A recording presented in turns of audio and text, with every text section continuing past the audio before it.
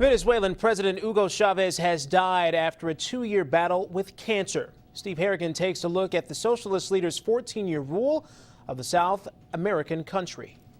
Hugo Rafael Chavez Frias, Venezuelan president and political foe of the United States, is dead after losing a battle to cancer.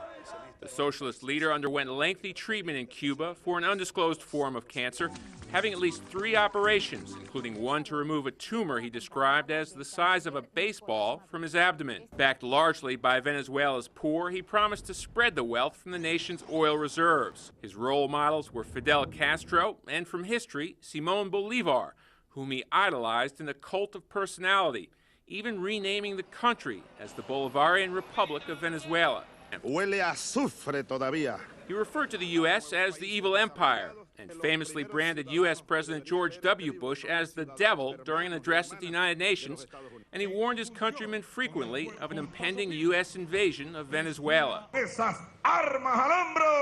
erratic behavior was increasingly criticized as clown-like, but Chavez would win re-election twice, relying on high oil prices to fund wide-ranging ambitions at home and, he hoped, as a global counterweight to U.S. influence. In a nation of 30 million, it was one man, Hugo Chavez, who controlled the presidency, the parliament, the judiciary, and the media, shutting down any television or radio stations which were critical of his rule,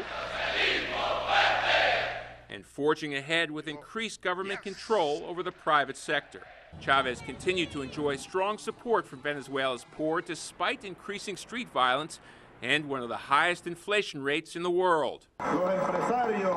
When in good health, he was a constant presence on state-controlled television, giving hours-long speeches which by law had to be carried on every channel.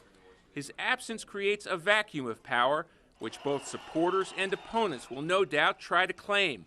The big question is, with divisions between the two sides so bitter, whether any transition can be achieved peacefully. Hugo Chavez, Venezuela's 56th president, dead from cancer. Steve Harrigan, Fox News. Venezuela's vice president will assume interim presidency and an election will be called in 30 days. In a statement Tuesday, President Obama said the U.S. reaffirms its support for the Venezuelan people and its interest in developing a constructive relationship with that country's government.